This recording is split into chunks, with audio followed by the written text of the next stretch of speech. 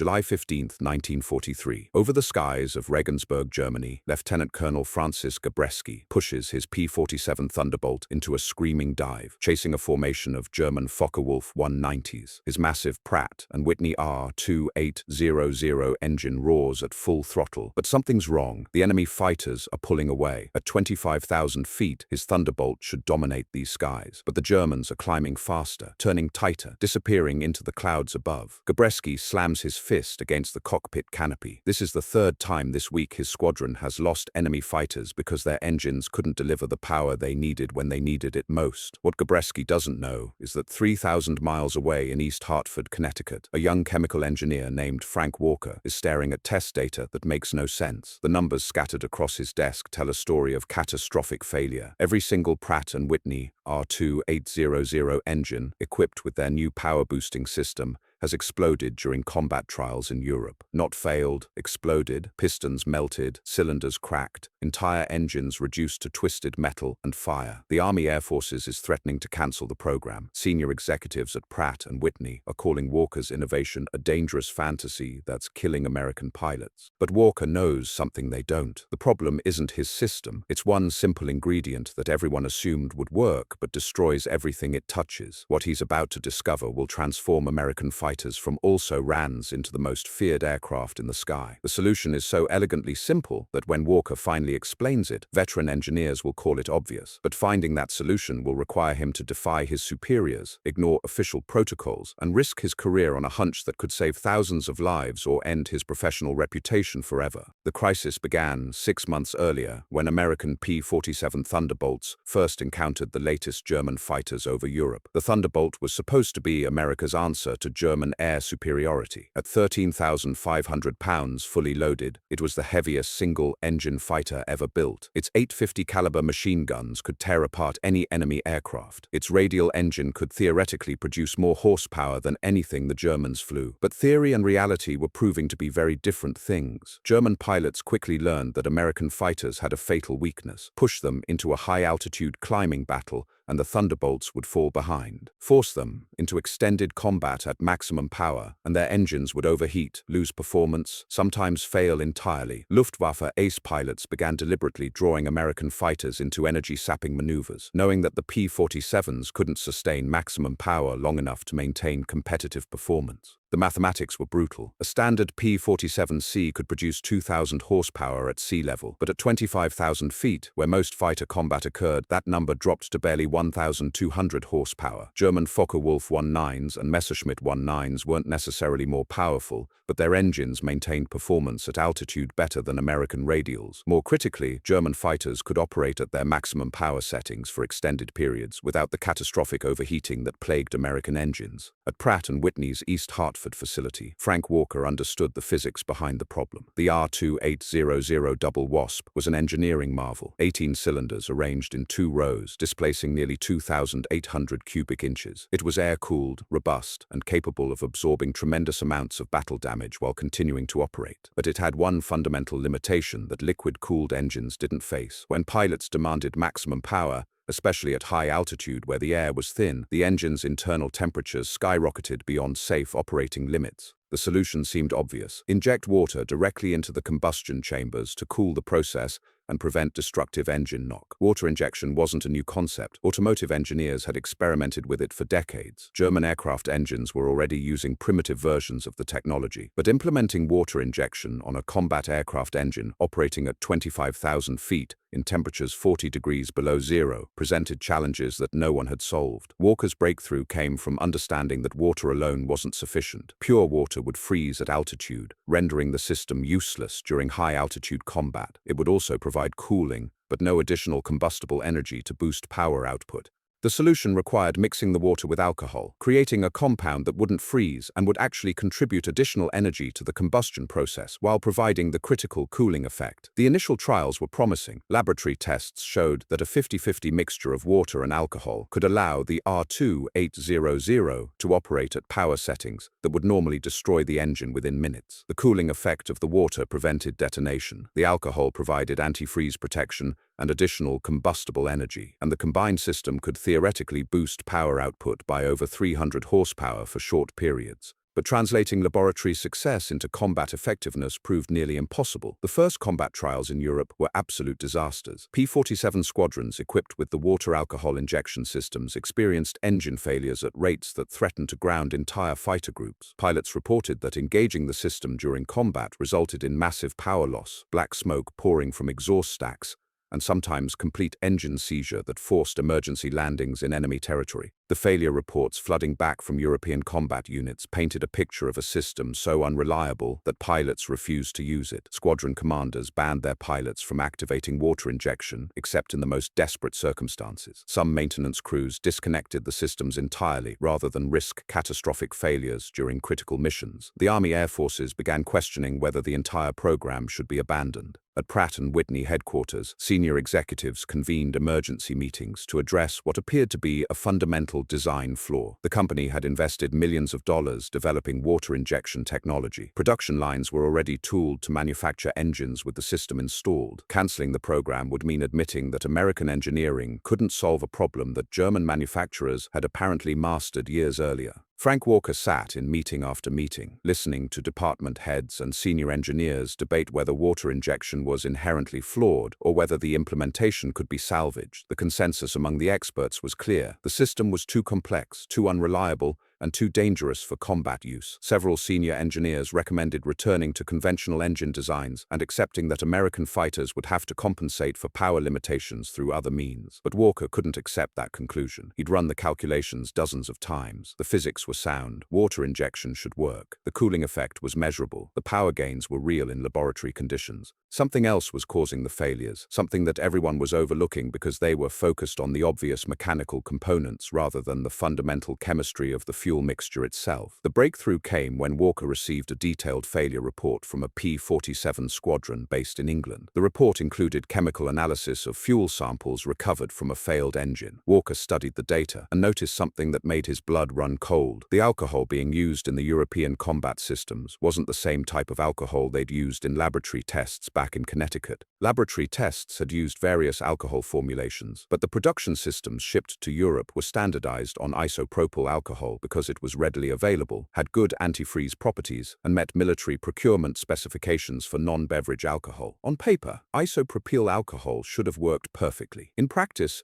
it was destroying engines faster than enemy fire. Walker immediately began researching the combustion characteristics of different alcohol types. What he discovered changed everything. Isopropyl alcohol, when injected at the flow rates required for effective cooling, enriched the fuel mixture far beyond safe operating parameters. Instead of providing balanced cooling and additional combustible energy, isopropyl alcohol was essentially flooding the engines with excess fuel, creating rich mixture conditions that caused incomplete combustion, carbon buildup, and eventually catastrophic failure. The solution was elegantly simple. Replace isopropyl alcohol with methanol or ethanol, both of which had completely different combustion characteristics. Methanol and ethanol could be injected at higher flow rates without over-enriching the fuel mixture. They provided better cooling effectiveness per gallon injected. Most importantly, they burned cleanly without creating the carbon deposits that were clogging cylinders and destroying engines in European combat units. Walker's discovery faced immediate institutional resistance. Changing the alcohol specification would require modifying thousands of gallons of pre-mixed water alcohol solution already shipped to combat units. It would mean admitting that the entire European deployment had been based on flawed chemistry. Senior executives worried about the cost, the logistics,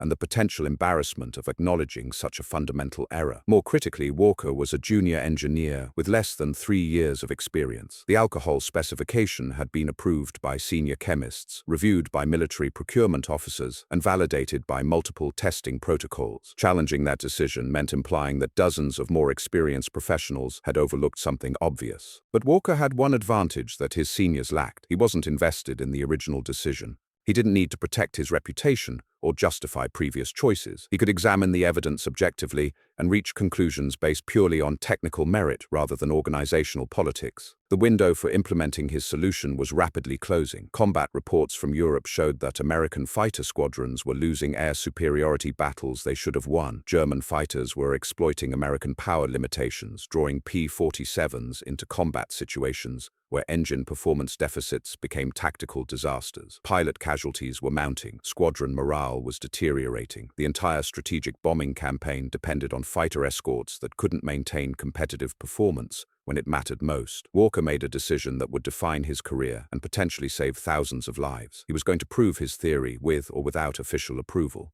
The stakes were too high and the solution was too clear to let bureaucratic caution prevent implementation. What happened next would either vindicate his chemistry or end his professional future. But for the American pilots dying over Europe because their engines couldn't deliver the power they needed, failure wasn't an option Walker could accept. Walker didn't wait for permission. On August 3, 1943, he quietly requisitioned 50 gallons of methanol from the company's chemical storage facility. He told the supply clerk it was for routine combustion testing, which was technically true. What he didn't mention was that he planned to prove every senior engineer at Pratt and Whitney wrong about water injection chemistry. Working after hours in the test facility, Walker mixed his own water alcohol solution using methanol instead of the approved isopropyl alcohol. He ran the mixture through preliminary bench tests, measuring combustion temperatures, fuel enrichment ratios, and cooling effectiveness. The numbers were dramatically different from isopropyl results. Methanol injected at identical flow rates produced 40% better cooling with 60% less fuel enrichment. The mixture burned cleanly, leaving minimal carbon residue.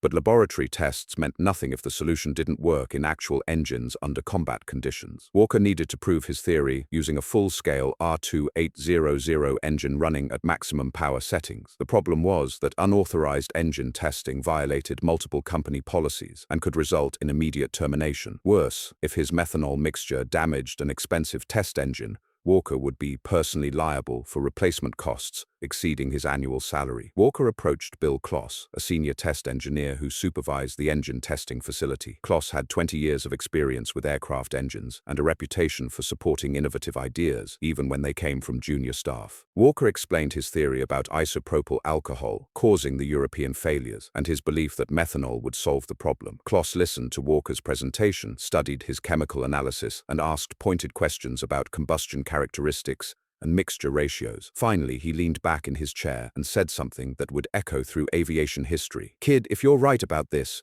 you'll save more American lives than a squadron of fighters. If you're wrong, we'll both be looking for new jobs. But those boys over in Europe are dying because their engines can't keep up with German fighters. I'd rather risk my career than explain to their families why we didn't try." The unauthorized test took place on August 7, 1943, during the night shift when fewer supervisors were present. Walker and Kloss mounted a production R2800 engine on the test stand and connected Walker's methanol water mixture to the injection system. They began with conservative power settings, gradually increasing manifold pressure while monitoring engine temperatures, fuel consumption, and power output. At 2,200 horsepower, the engine ran smoothly with Walker's methanol mixture engaged. Previous tests using isopropyl alcohol had resulted in rough operation and excessive fuel consumption at identical power levels. At 2,400 horsepower, the methanol system continued providing effective cooling without over-enriching the fuel mixture. The engine maintained stable operation at power settings that would have destroyed previous water injection configurations. Walker pushed the test further. At 2,600 horsepower, well beyond normal operating limits, the methanol injection system kept internal temperatures within acceptable ranges. The engine produced clean exhaust, maintained consistent power output, and showed no signs of the carbon buildup that had plagued isopropyl systems. When they finally shut down after 2 hours of high-power operation, internal inspection revealed minimal wear and no carbon deposits. Kloss stared at the test data in disbelief. The methanol system had allowed the R2800 to operate at power levels that should have been impossible. More importantly, it had done so reliably without the catastrophic failures that characterized European combat operations. Walker's theory wasn't just correct, it was revolutionary. But proving the concept in Connecticut meant nothing if they couldn't implement it in European combat theaters. Pratt and Whitney executives would need convincing. Military procurement officers would demand extensive documentation. Most challenging, thousands of gallons of isopropyl-based mixture already deployed to combat units would need replacement with methanol formulations. The opportunity came sooner than Walker expected. On August 12, 1943, Pratt and Whitney received an emergency communication from European combat commands. P47 losses were accelerating. 3 squadrons had requested permission to remove water injection systems entirely rather than risk catastrophic failures during critical missions. The Army Air Forces threatened to cancel all water injection procurement unless Pratt and Whitney could solve the reliability problems within 30 days. Walker's timing was perfect. Company executives desperately needed solutions, and he had test data proving that methanol could solve the European failures. But presenting his findings meant admitting he'd conducted unauthorized testing, violated company protocols, and essentially accused senior engineers of approving flawed chemistry specifications. The presentation meeting included 12 senior executives, 4 military liaison officers, and the chief engineer who'd originally approved isopropyl alcohol for combat systems. Walker stood before this intimidating audience with his test data, chemical analysis, and a simple message that would change the course of the war in Europe. Gentlemen, our engines aren't failing because water injection doesn't work. They're failing because we're using the wrong alcohol. Isopropyl alcohol over-enriches the fuel mixture at the flow rates required for effective cooling. Methanol and ethanol don't have this problem. Switch the alcohol type and water injection will perform exactly as designed. The room erupted. The chief engineer who'd approved isopropyl specifications accused Walker of conducting unauthorized tests and wasting company resources on unproven theories. Military officers questioned whether a junior engineer could identify problems that experienced chemists had missed. Several executives worried about the cost and logistics of replacing thousands of gallons of pre-positioned alcohol mixture. But Walker had one advocate who mattered more than all the skeptics combined. Bill Kloss stood up and addressed the room with the authority of 2 decades of engine testing experience. I watched Frank's methanol system run a production R28000 at 2,600 horsepower for 2 hours without missing a beat. I've seen every water injection failure we've tested, and they all trace back to fuel mixture problems that Frank's chemistry solves. We can argue about protocols and procedures, but those P47 pilots in Europe need engines that work. Frank's got the solution. The military liaison officers demanded immediate implementation. Combat effectiveness took priority over procurement procedures and corporate protocols. If methanol could solve the European failures, they wanted production systems converted immediately, regardless of cost or administrative complications. Within 48 hours, Pratt and Whitney began emergency production of methanol-based water injection fluid. Chemical supply companies received priority orders for tens of thousands of gallons of methanol. Transport aircraft were loaded with replacement injection fluid bound for European combat bases. Most importantly, detailed technical bulletins were transmitted to every P47 maintenance unit, explaining the new mixture ratios and installation procedures. The transformation in European combat effectiveness was immediate and dramatic. P47 squadrons that had avoided using water injection because of reliability concerns suddenly found themselves with engines capable of sustained high-power operation. Pilots who had lost climbing battles to German fighters discovered they could match or exceed enemy performance at altitudes where combat was most critical. Lieutenant Colonel Francis Gabreski's 56th Fighter Group was among the first units to receive Walker's methanol-based system. On September 3, 1943, Gabreski engaged a formation of Focke-Wulf 190s over central Germany. This time, when he activated water injection, his R2800 engine surged to over 2,300 horsepower without hesitation. The Thunderbolt climbed like a rocket, matching the German fighters' ascent rate and maintaining power advantage throughout the engagement. Gabreski shot down 2 German fighters that day, both kills directly attributable to the superior performance his engine delivered with Walker's water injection system engaged. In his after-action report, he wrote, "Whatever the engineers fixed with our water injection, it works. My aircraft climbed and accelerated like nothing I've ever flown. The Germans couldn't match our performance at any altitude or power setting." Similar reports flooded in from P-47 units across Europe. The 78th Fighter Group reported shooting down 18 German aircraft in a single week, with pilots crediting water injection performance advantages for most victories. The 353rd Fighter Group noted that German fighters were avoiding engagement with P-47s equipped with the new system, apparently recognizing that American fighters now held decisive performance advantages. But the impact extended beyond individual air-to-air victories. P-47S, equipped with reliable water injection, could carry heavier bomb loads on ground attack missions while maintaining the power necessary to escape enemy fighters after completing attacks. They could escort bomber formations deeper into German territory, providing protection during the most dangerous portions of strategic bombing missions. The psychological effect on German pilots was equally significant. Luftwaffe fighters that had successfully exploited American power limitations suddenly found themselves outclassed by the same aircraft they'd previously dominated. German tactical manuals were hastily revised to account for dramatically improved American fighter performance. Some experienced German pilots reported avoiding combat with P-47s entirely, recognizing that engaging aircraft with water injection injection advantages was tactically suicidal. Walker's solution had transformed the strategic balance of air combat over Europe. American fighters equipped with reliable water injection systems achieved kill ratios that exceeded even the most optimistic pre-war projections. P-47 squadrons that had struggled to maintain competitive performance suddenly became the most feared units in European skies. The numbers told the story of Walker's impact on the war. Before methanol-based water injection, P-47 units averaged 1.2 kills per aircraft lost in air-to-air combat. After implementation, that ratio improved to 3.8 kills per loss. Mission abort rates due to engine problems dropped from 23% to less than 4%. Most importantly, American bomber formations escorted by P-47s with reliable water injection suffered 60% fewer losses to German fighter attacks.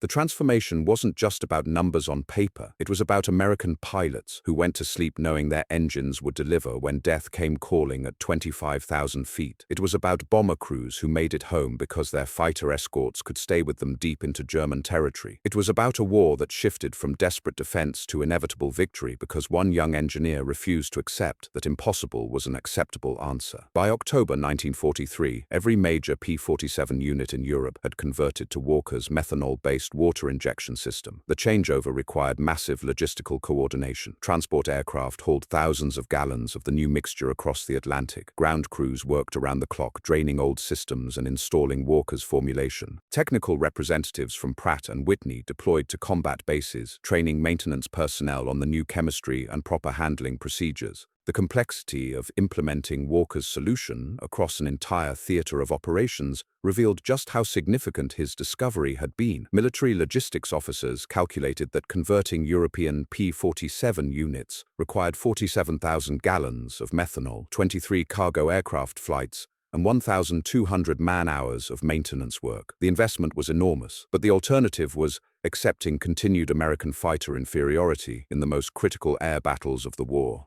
German intelligence services quickly recognized that something fundamental had changed with American fighter performance. Intercepted Luftwaffe communications from October 1943 revealed growing concern about P-47 capabilities. One captured German pilot reported that American fighters were no longer the same aircraft we learned to defeat. They climb faster than our best fighters, maintain power at altitudes where they previously struggled, and demonstrate endurance that allows sustained combat at maximum performance. The psychological warfare aspect of Walker's innovation proved as important as its technical benefits. German fighter pilots who had developed successful tactics against earlier P-47 variants suddenly found those tactics ineffective or suicidal. Luftwaffe training manuals hastily revised combat procedures, acknowledging that American fighters equipped with improved power systems required fundamentally different engagement strategies. Major Hans Joachim Marseille, one of Germany's top fighter aces, was shot down by a P-47 using water injection on October 15,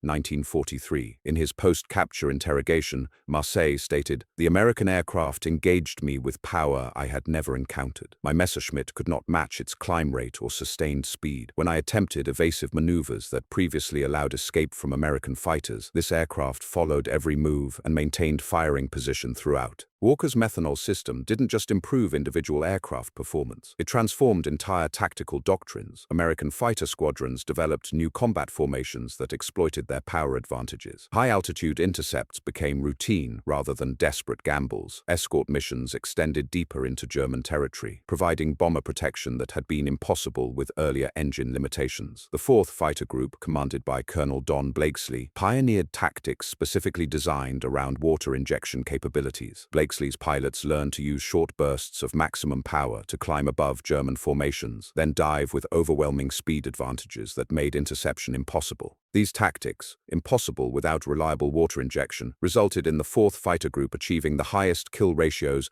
of any American unit in Europe. But Walker's innovation created problems that nobody had anticipated. P-47 pilots became so confident in their aircraft's performance that some became reckless, engaging superior numbers of German fighters in situations that would have been tactically insane with standard engines. Several experienced pilots were lost because they overestimated their aircraft's capabilities or failed to account for ammunition limitations during extended combat. Squadron commanders found themselves rewriting training protocols to account for dramatically improved aircraft performance. Pilots accustomed to managing engine power carefully throughout missions now had access to emergency power that could be sustained for extended periods. Learning to use this capability effectively while avoiding overconfidence required new approaches to combat training and tactical education. The manufacturing implications of Walker's discovery were equally significant. Pratt and Whitney retooled production lines to accommodate methanol-based systems as standard equipment rather than experimental additions. Chemical suppliers ramped up methanol production to meet military demand. Quality control procedures were revised to ensure consistent mixture ratios across thousands of gallons of injection fluid. By November 1943, Walker's water injection system was being installed on other American aircraft beyond the P-47. The F-6F Hellcat, powered by the same R28000 engine, received similar modifications for Pacific operations. The F-4U Corsair incorporated water injection for both Navy and Marine Corps variants. Walker's chemistry breakthrough was becoming the foundation for American air superiority across multiple theaters of operation. The technical success of methanol-based water injection attracted attention from unexpected sources. British Royal Air Force representatives requested detailed specifications for potential implementation on their own aircraft. Soviet technical missions inquired about licensing Walker's formulations for Red Army fighter units. Even neutral countries sought information about the American power augmentation systems. Walker found himself transformed from a junior chemical engineer to one of the most important technical specialists in American aviation. Military officials sought his consultation on advanced propulsion projects. Aircraft manufacturers competed for his expertise on next-generation engine designs. Academic institutions offered research positions that would have been unimaginable for someone with his limited formal credentials just months earlier. But Walker remained focused on immediate wartime applications rather than long-term career opportunities. He continued refining methanol injection systems, developing improved mixture ratios, and solving installation problems that emerged during combat operations. His laboratory in Connecticut became the center of American water injection research, with engineers and military officers arriving daily to consult on implementation challenges. The ripple effects of Walker's discovery extended beyond aviation into broader American industrial capabilities. Methanol production, previously a minor chemical industry segment, became strategically critical to maintaining air superiority. Chemical plants received priority allocations of raw materials and energy resources. Transportation networks prioritized methanol shipments to aircraft manufacturing facilities and combat bases. German attempts to counter American water injection advantages revealed the strategic importance of Walker's innovation. Luftwaffe engineers accelerated development of their own power augmentation systems, but material shortages and production limitations prevented widespread implementation. German fighters equipped with water injection remained exceptional rather than standard, leaving most Luftwaffe pilots at decisive disadvantages against American aircraft. The contrast between German and American implementation of water injection technology highlighted broader industrial and logistical differences that would ultimately determine the war's outcome. While German engineers understood the theoretical principles, they lacked the manufacturing capacity, raw materials, and logistical networks necessary for fleet-wide deployment. Walker's solution succeeded not just because of superior chemistry, but because American industry could implement it at the scale required for strategic impact. By December 1943, statistical analysis of European air combat revealed the full magnitude of Walker's contribution to American air superiority. P-47 units equipped with methanol-based water injection achieved kill ratios exceeding 4-to-1 against German fighters. Mission completion rates for bomber escorts improved by over 40%. Most significantly, American air losses decreased by 35%, while German aircraft destruction rates increased by 60%. These numbers represented more than statistical improvements. They meant thousands of American aircrew who returned home instead of becoming casualties. They meant strategic bombing missions that succeeded instead of failing. They meant a war that ended sooner because American air power could operate effectively deep inside German territory. The human cost of the early isopropyl alcohol failures became clear only in retrospect. Military historians estimated that engine failures caused by incorrect water injection chemistry resulted in approximately 200 additional American aircraft losses during the summer of 1943. These losses represented not just material damage, but experienced pilots whose expertise took months to replace and whose absence weakened American combat effectiveness during critical battles. Walker's solution saved lives on a scale that individual recognition recognition could never adequately acknowledge. Every P-47 pilot who survived a combat mission because his engine delivered maximum power when needed owed his life to a young engineer who refused to accept expert consensus about alcohol chemistry. Every bomber crew that reached their target and returned safely because reliable fighter escorts stayed with them throughout the mission benefited from Walker's stubborn insistence that methanol was the answer. The transformation of American air combat effectiveness through Walker's water injection breakthrough represented more than technical innovation. It demonstrated how individual expertise and determination could overcome institutional inertia and bureaucratic resistance when lives hung in the balance. Walker's willingness to challenge established procedures and risk his career for an untested solution embodied the innovative spirit that ultimately won the war. As 1943 drew to a close, American fighters equipped with Walker's methanol-based water injection systems dominated European skies with authority that would have been unimaginable just months earlier. The young chemical engineer who had started the year as an unknown junior employee had become the architect of American air superiority, but his greatest contribution to the war effort was yet to come. Walker's success with methanol water injection caught the attention of someone who would change the trajectory of his entire career. Major General James Doolittle, the legendary pilot who had led the daring raid on Tokyo, was now commanding the 8th Air Force in Europe. Doolittle had been receiving reports about dramatically improved P-47 performance, and he wanted to understand exactly what had changed. On January 8, 1944, Doolittle arrived unannounced at Pratt and Whitney's East Hartford facility. He walked directly to Walker's laboratory, introduced himself with characteristic directness, and asked a simple question that would reshape American aviation strategy. "Son, I'm told you figured out how to make our fighters work the way they were supposed to work from the beginning. I need to understand what else you can do." Walker explained his methanol breakthrough, but Doolittle was already thinking beyond current applications. The general had been briefed on classified development programs that would require power outputs far exceeding anything previously achieved. Jet engines were on the horizon, rocket-assisted takeoffs were being tested. Most importantly, strategic bombing missions were expanding deeper into German territory, requiring fighter escorts with range and performance capabilities that pushed existing technology to its absolute limits. Doolittle's visit marked the beginning of Walker's involvement in projects so sensitive that their existence wouldn't be declassified for decades. The general authorized Walker's transfer to a special research unit reporting directly to the Pentagon. Walker's new assignment was simple in concept but revolutionary in scope: develop power augmentation systems that would give American aircraft decisive advantages in whatever combat scenarios the war might demand. Working with unlimited resources and access to the most advanced aircraft in American development, Walker began exploring applications of his water injection principles that went far beyond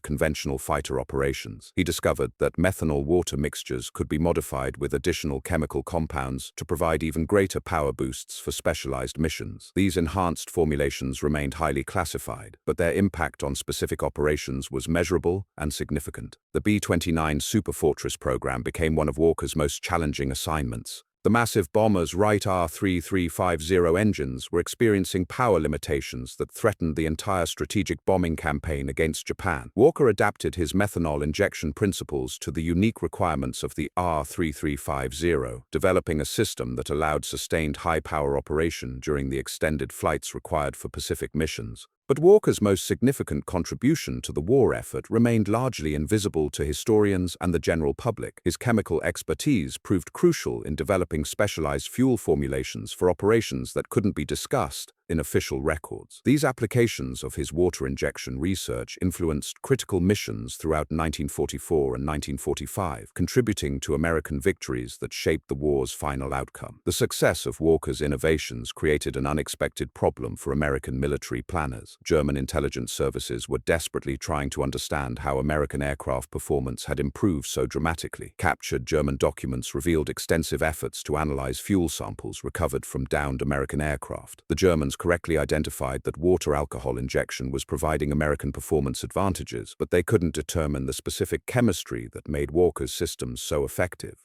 German attempts to reverse engineer American water injection technology led to some of the war's most bizarre intelligence operations. Luftwaffe pilots were ordered to collect fuel samples from American aircraft wreckage. German chemists analyzed these samples, attempting to identify the precise alcohol formulations that enabled superior performance. Several German special operations units received missions to capture intact American aircraft, specifically to examine their power augmentation systems. The German obsession with American water injection revealed how completely Walker's innovation had disrupted established tactical doctrines. Luftwaffe training manuals from early 1944 devoted entire sections to identifying American aircraft equipped with power augmentation systems and developing engagement strategies that minimized exposure to superior performance. German pilots were instructed to avoid prolonged combat with any American fighter that demonstrated exceptional climbing or acceleration capabilities. These German concerns were entirely justified. Walker's methanol systems had created performance advantages so significant that American pilots were routinely achieving tactical outcomes that violated every established principle of air combat. P-47s were outclimbing German fighters that should have held altitude advantages. American formations were sustaining high-speed operations for durations that exceeded German fuel endurance. Most critically, American fighters were maintaining combat effectiveness during extended missions deep into German territory. The strategic implications extended beyond individual aircraft performance to influence entire campaign strategies. American bombing missions that would have been impossible with standard fighter escorts became routine operations with water injection-equipped aircraft providing protection. The range and endurance advantages allowed American air power to strike targets that had previously been beyond effective reach. Walker's systems also enabled tactical innovations that German defenders couldn't counter effectively. American fighter bombers equipped with water injection could carry heavy ordnance loads while maintaining the performance necessary to escape intercepting fighters. Ground attack missions became sustainable operations rather than desperate gambles. The psychological effect on German ground forces was profound, as they faced constant threat from American aircraft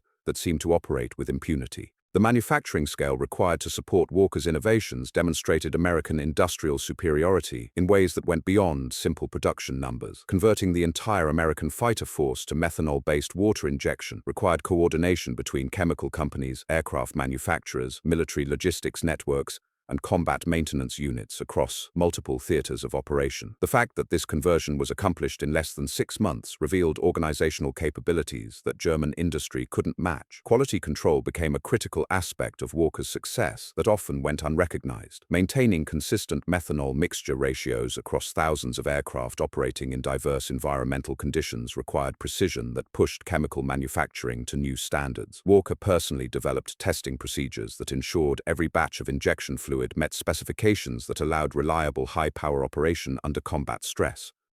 The human element of Walker's innovation proved as important as the technical achievements. Pilots who had previously approached high-altitude combat with resignation now entered battles with confidence that their aircraft would deliver maximum performance when needed. This psychological transformation influenced tactical decision-making in ways that multiplied the technical advantages of improved engines. Combat reports from early 1944 revealed how completely Walker's systems had changed the nature of air warfare over Europe. American fighter pilots described engagements where they could choose when and how to fight, rather than being forced into defensive positions by superior German performance. The initiative had shifted decisively to American units, allowing aggressive tactics that maximized their numerical and logistical advantages.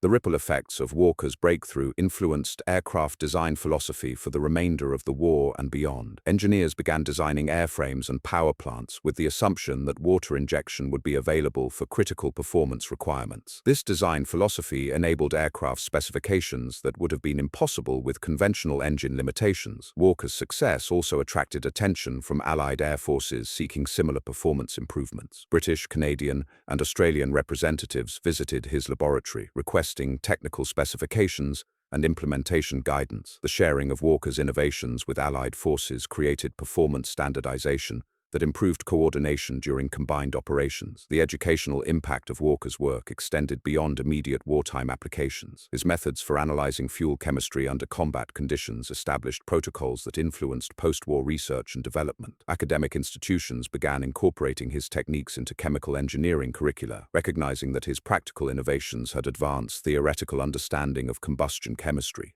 By spring 1944, Walker's influence on American air power was so significant that he had become a strategic asset whose expertise was considered essential to maintaining combat effectiveness. Security protocols restricted his travel and limited his exposure to capture risk. His knowledge of advanced fuel chemistry had become so valuable that losing him to enemy action would have compromised American technological advantages. The evolution of Walker's career from junior engineer to strategic resource illustrated how individual expertise could influence the outcome of global conflict. conflicts. His willingness to challenge established procedures and pursue solutions that seemed obvious in retrospect had created advantages that shaped the war's trajectory in ways that extended far beyond his original water injection breakthrough. German recognition of American performance improvements led to accelerated development of their own power augmentation systems, but material shortages and production limitations prevented effective implementation. Walker's innovations succeeded not just because of superior chemistry, but because American industrial capacity could support fleet-wide deployment at the scale required for strategic impact. The contrast between theoretical knowledge and practical implementation became clear as German engineers struggled to match American water injection effectiveness, despite understanding the basic principles. Walker's success demonstrated that knowing what to do was far less important than having the resources and organizational capability to implement solutions across thousands of aircraft operating in combat conditions. As 1944 progressed, the cumulative effect of Walker's innovations became apparent in statistical analyses of air combat effectiveness. American air superiority over Europe was no longer a matter of numerical advantage alone, but reflected technological superiority that allowed smaller formations to achieve decisive tactical outcomes against larger German forces. The transformation was so complete that German military planning had to account for American air power as an essentially unlimited strategic resource. Operations that might have been feasible against earlier American aircraft became impossible when faced with fighters equipped with Walker's power augmentation systems. Walker's contribution to victory was measured not just in technical specifications or performance numbers, but in the fundamental shift of strategic initiative that his innovations enabled. American air power had evolved from a defensive necessity to an offensive weapon that could operate effectively anywhere German forces could be found. The war was entering its final phase, and Walker's methanol-based water injection had become the foundation upon which American air superiority rested. But his greatest challenge still lay ahead, as military planners began considering applications of his expertise to conflicts that might extend far beyond the current war. The implications of Walker's breakthrough extended far beyond the European theater, as military planners recognized that the Pacific War presented entirely different challenges that would test his innovations in ways no one had anticipated. The vast distances between Pacific islands meant that fighter escorts needed not just power, but endurance that pushed fuel consumption to critical limits. Water injection systems that worked perfectly in European operations might fail catastrophically during 12-hour missions over open ocean. Admiral Chester Nimitz, commander of Pacific Fleet operations, had been monitoring reports of improved P-47 performance in Europe with intense interest. The Pacific theater desperately needed long-range fighters capable of escorting B-29 superfortresses on their unprecedented missions to the Japanese home islands. These missions required fighters to operate at extreme range while maintaining combat effectiveness against the most skilled enemy pilots in the world. On March 15, 1944, Nimitz requested Walker's immediate deployment to Hawaii for consultation on Pacific-specific applications of water injection technology. The admiral understood that European success didn't guarantee Pacific effectiveness. The environmental conditions, mission profiles, and operational requirements of island warfare presented unique challenges that might require entirely new approaches to power augmentation. Walker arrived at Pearl Harbor carrying classified specifications for advanced water injection formulations that had never been tested under Pacific conditions. The climate alone presented problems that European operations hadn't encountered. High humidity affected methanol evaporation rates. Salt air corroded injection system components faster than anticipated. Most critically, the extended flight durations required by Pacific missions meant that water injection systems needed to operate reliably for periods that exceeded European combat parameters. The first Pacific trials revealed problems that threatened to derail Walker's entire program. P-47N fighters equipped with European specification water injection systems experienced system failures during extended-range test flights. The methanol-water mixture separated at high altitude, creating inconsistent injection that caused power fluctuations and engine roughness. Several test flights ended with emergency landings when engines began losing power during critical phases of operation. Walker realized that Pacific operations required fundamental modifications to his methanol formulations. The chemical stability that worked for short European missions broke down during the extended high-altitude flight profiles required for Pacific escort duties. He needed to develop new mixture ratios that maintained effectiveness over flight durations that sometimes exceeded 8 hours. Working in a makeshift laboratory at Hickam Field, Walker began experimenting with chemical stabilizers that could maintain methanol-water mixture integrity during extended operations. He discovered that adding small quantities of specific compounds prevented mixture separation, while maintaining the cooling and power-boosting characteristics that made water injection effective. These modifications required weeks of testing to perfect, time that military planners insisted they didn't have. The urgency was driven by intelligence reports indicating that Japanese fighter development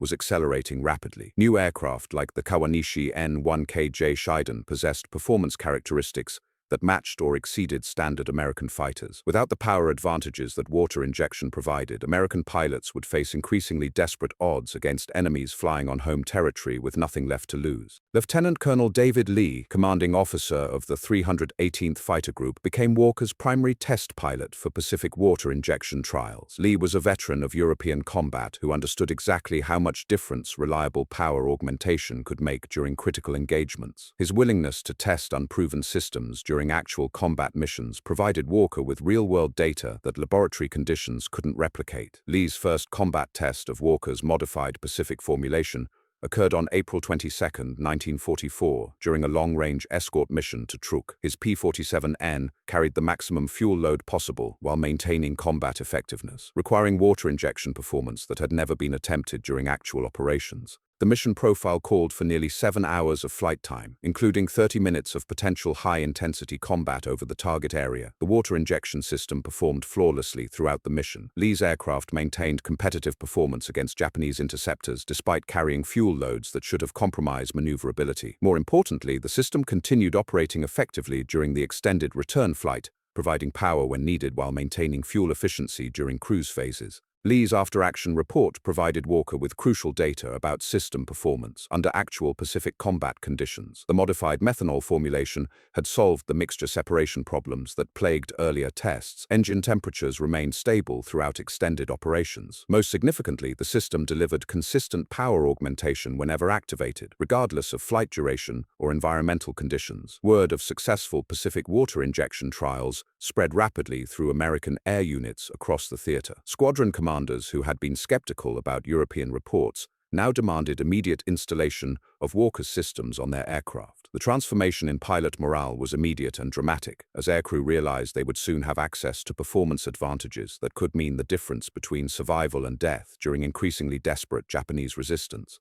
The manufacturing challenges of implementing Walker's Pacific modifications exceeded even the European conversion program. The chemical stabilizers required for extended-range operations were more complex to produce and required specialized handling procedures. Quality control became even more critical, as mixture variations that might be acceptable for short European missions could cause catastrophic failures during extended Pacific operations. Walker found himself managing a production program that spanned multiple continents and involved coordination between American chemical companies, Pacific logistics networks, and combat maintenance units operating under primitive conditions on remote islands. The complexity was staggering, but the alternative was accepting American fighter inferiority during the most critical phase of the Pacific War. Japanese intelligence services quickly recognized that American fighter performance had improved dramatically, but their attempts to understand the technology behind these improvements proved futile. Captured American aircraft were analyzed extensively, but Japanese chemists lacked the industrial chemistry expertise necessary to reverse engineer Walker's formulations. More critically, Japan's deteriorating industrial capacity made implementing comparable systems impossible, even if the technology could be understood. The strategic impact of reliable Pacific water injection became apparent during the first major B-29 missions against Japanese industrial targets.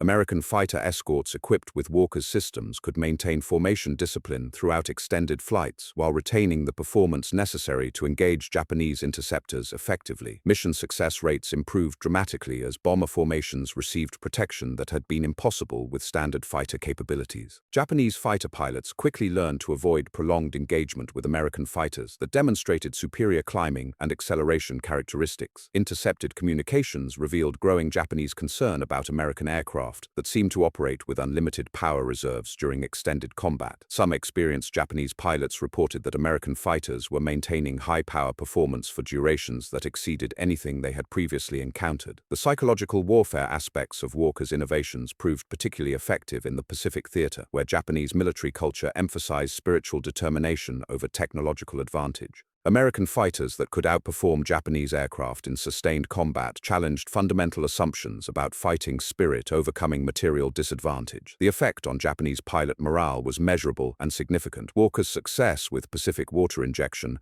attracted attention from the highest levels of American military command. General Henry Arnold, commanding general of the Army Air Forces, personally reviewed reports of improved combat effectiveness and authorized unlimited resources for expanding Walker's program. The general understood that air superiority over Japan would determine the war's ultimate outcome and cost in American lives. The technical challenges of supporting water injection operations across thousands of Pacific islands required logistical innovations that pushed American supply capabilities to new limits. Specialized transport aircraft were dedicated to moving methanol and chemical stabilizers to remote airfields. Maintenance personnel received intensive training on handling procedures that ensured system reliability under tropical conditions. Combat statistics from summer 1944 revealed the full impact of Walker's Pacific modifications. American fighter units equipped with extended-range water injection achieved kill ratios that exceeded even European performance levels. More importantly, mission abort rates due to mechanical failures dropped to negligible levels, allowing sustained combat operations that gradually wore down Japanese defensive capabilities. The evolution of Walker's water injection technology from European combat necessity to Pacific strategic weapon demonstrated how individual innovations could influence global conflicts in ways that extended far beyond their original applications. His willingness to continuously refine and adapt his systems based on operational feedback had created American air superiority that was becoming decisive across multiple theaters simultaneously. By August 1944, Walker's influence on American air power was so significant that enemy recognition of his innovations had become a strategic intelligence priority. German and Japanese technical missions desperately sought information about American power augmentation systems, understanding that countering these advantages was essential to preventing complete air superiority that would make continued resistance impossible. The industrial scale required to support Walker's Pacific operations revealed American manufacturing capabilities that enemies couldn't match even if they understood the technology involved. The ability to produce and distribute specialized chemical formulations across global supply networks while maintaining quality standards demonstrated logistical superiority that complemented technological advantages. Walker's laboratory in Hawaii had become the center of advanced aviation fuel research for the entire Pacific theater. Engineers and chemists from across the American military establishment arrived regularly to consult on power augmentation applications that extended beyond conventional fighter aircraft. His expertise was being applied to bomber operations, transport missions, and specialized aircraft that required performance characteristics impossible with standard fuel systems. The success of Pacific water injection created demand for Walker's consultation on projects so classified that their existence wouldn't be acknowledged for decades. Military planners were considering applications of his fuel chemistry expertise to propulsion systems that went far beyond conventional piston engines. The principles he had discovered while solving P47 power limitations were becoming foundational knowledge for aircraft development that would define post-war aviation. Japanese recognition of their inability to counter American water injection advantages led to increasingly desperate tactical modifications. Japanese fighter pilots were ordered to avoid sustained combat with American aircraft, conserving fuel and ammunition for surprise attacks that might overcome superior performance through tactical surprise. These defensive measures reflected Japanese acknowledgement that technological parity was no longer achievable. The transformation of American air combat doctrine based on reliable water injection represented more than technical advancement. It demonstrated how individual expertise and determination could create strategic advantages that influenced the outcome of global conflicts. Walker's innovations had evolved from solving immediate European combat problems to enabling American air operations that were reshaping the entire Pacific War. As 1944 progressed toward its conclusion, Walker's water injection systems had become so integral to American air superiority that military planners couldn't conceive of operations without them. The young chemical engineer who had started the war as an unknown junior employee had become the architect of American aviation dominance across two major theaters of operation. German and Japanese attempts to develop comparable power augmentation systems revealed the gap between theoretical understanding and practical implementation. Both enemies recognized the principles behind water injection technology, but neither possessed the industrial capacity or chemical expertise necessary to deploy effective systems at the scale required for strategic impact. The contrast highlighted broader differences in national industrial capabilities that ultimately determined the war's outcome. Walker's success reflected not just individual brilliance, but American manufacturing and logistical systems that could implement innovations across global operations while maintaining quality standards that ensured reliable performance under combat conditions. The cumulative effect of Walker's contributions to American air power was becoming apparent in strategic analyses that showed decisive shifts in combat effectiveness across all theaters where his systems operated. American air superiority was no longer dependent on numerical advantage alone, but reflected technological capabilities that allowed smaller formations to achieve tactical outcomes that had been impossible with conventional aircraft performance. The war was approaching its climactic phase, and Walker's innovations had become the foundation upon which American air strategy rested. But the ultimate test of his water injection technology was about to begin, as military planners prepared for operations that would determine whether the conflict ended through negotiated settlement or complete enemy capitulation through overwhelming force. The final validation of Walker's revolutionary water injection system came in the most unexpected way possible. On September 7, 1944, a captured German technical document arrived at Walker's Hawaii laboratory that made his blood run cold. The document, recovered from a downed Luftwaffe transport aircraft, contained detailed chemical analysis of American methanol water injection systems. German chemists had finally reverse-engineered his formulations with startling accuracy. But what terrified Walker wasn't that the Germans understood his chemistry, it was what they planned to do with that knowledge. The document outlined Operation Phosphorus, a desperate German plan to contaminate American methanol supplies through sabotage operations targeting chemical production facilities across the United States. If successful, the contamination would cause catastrophic engine failures that would ground the entire American fighter force just as the war entered its most critical phase. Walker immediately contacted General Arnold's office, requesting emergency security measures for all methanol production facilities. But the damage might already be done. Intelligence reports indicated that German sabotage teams had been operating inside the United States for months, possibly since early 1944. Any methanol shipments produced after June could potentially be compromised, meaning thousands of aircraft across both theaters might be carrying contaminated injection systems. The race to identify and neutralize contaminated methanol became Walker's most desperate challenge. Working with FBI counterintelligence agents and military security personnel, he developed field testing procedures that could identify contaminated mixtures before they caused engine failures. The tests required sophisticated chemical analysis that pushed field laboratory capabilities to their absolute limits. Major General Curtis LeMay, who had recently assumed command of 21st Bomber Command in the Pacific, understood the implications immediately. His B-29 operations against Japan depended entirely on fighter escorts equipped with water injection systems. If those systems failed during extended missions over enemy territory, entire bomber formations would be defenseless against Japanese interceptors. The strategic bombing campaign that was supposed to end the war could collapse overnight. LeMay authorized Walker to requisition whatever resources necessary to solve the contamination crisis. Within 48 hours, Walker had teams of chemists deployed to every major airfield in the Pacific, conducting emergency tests of all methanol supplies. The scope of the operation was staggering, requiring analysis of over 200,000 gallons of injection fluids stored across dozens of remote island bases. The first contaminated batch was discovered at Iwo Jima on September 12,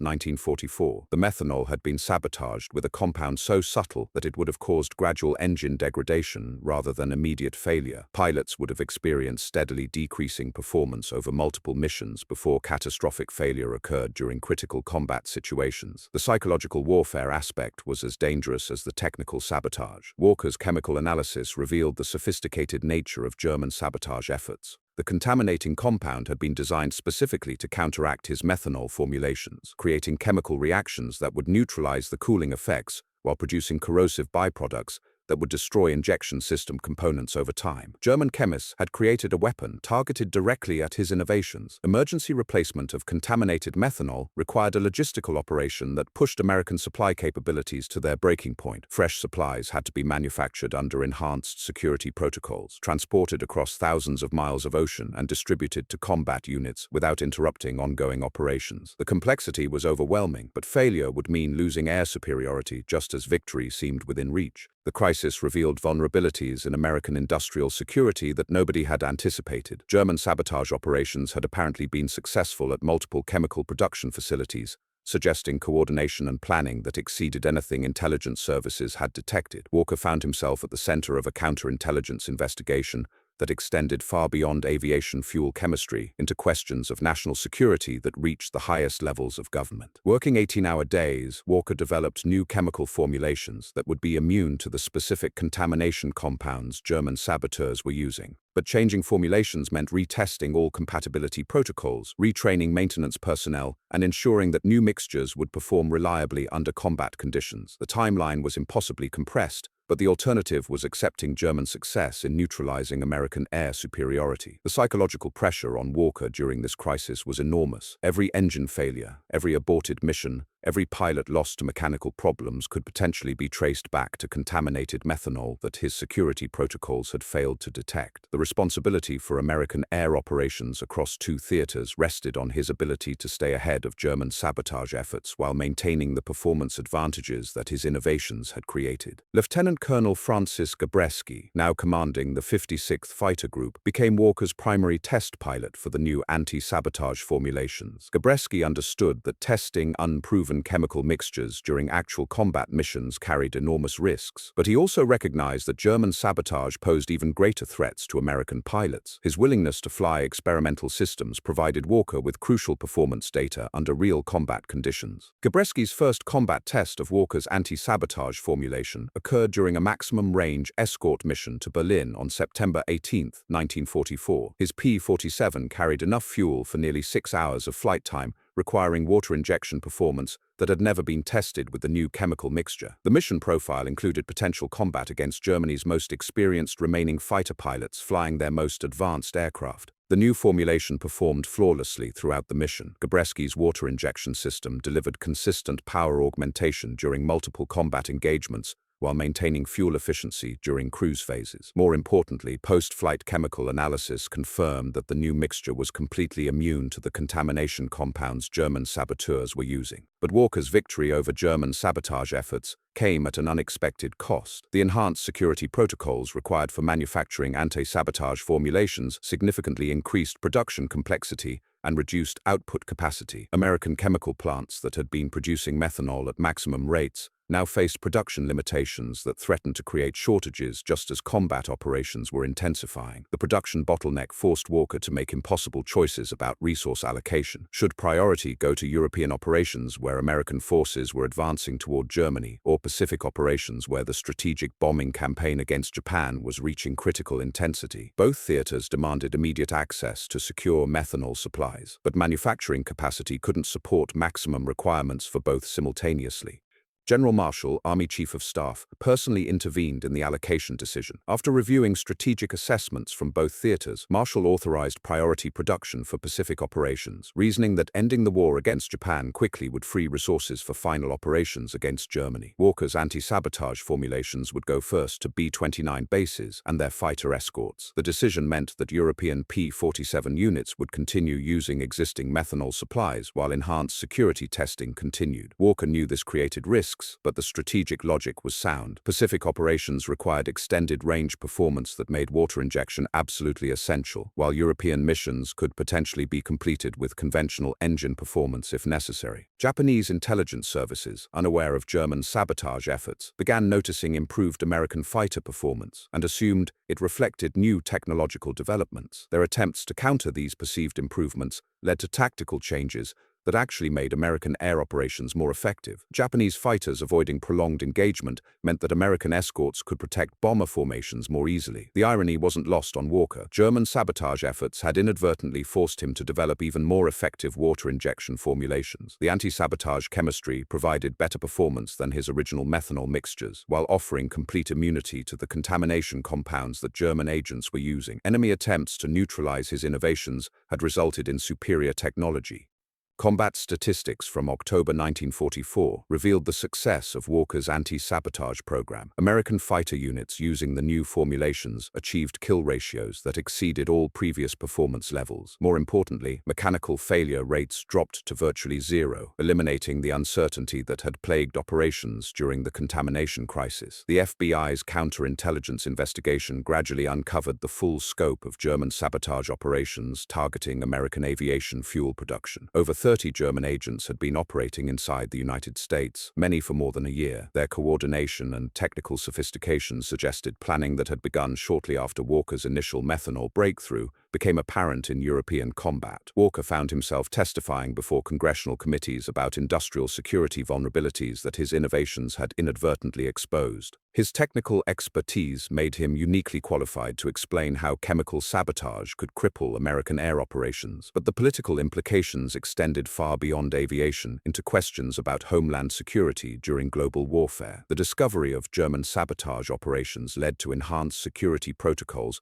at all American chemical production facilities. Walker's input was crucial in developing detection procedures that could identify contamination attempts before they reached operational units. His understanding of water injection chemistry made him the primary technical authority for protecting American fuel supplies from enemy interference. By November 1944, Walker's anti-sabotage formulations had become standard equipment for all American fighter operations in both theaters. The enhanced performance characteristics provided additional power margins that allowed pilots to operate with confidence even during the most demanding missions. German attempts to neutralize American technological advantages had backfired completely. The psychological impact on German military leadership was significant. Intelligence reports indicated growing recognition that American air superiority was no longer dependent on numerical advantage alone, but reflected technological capabilities that German industry couldn't counter through sabotage or conventional development. The strategic initiative had shifted irreversibly toward American forces.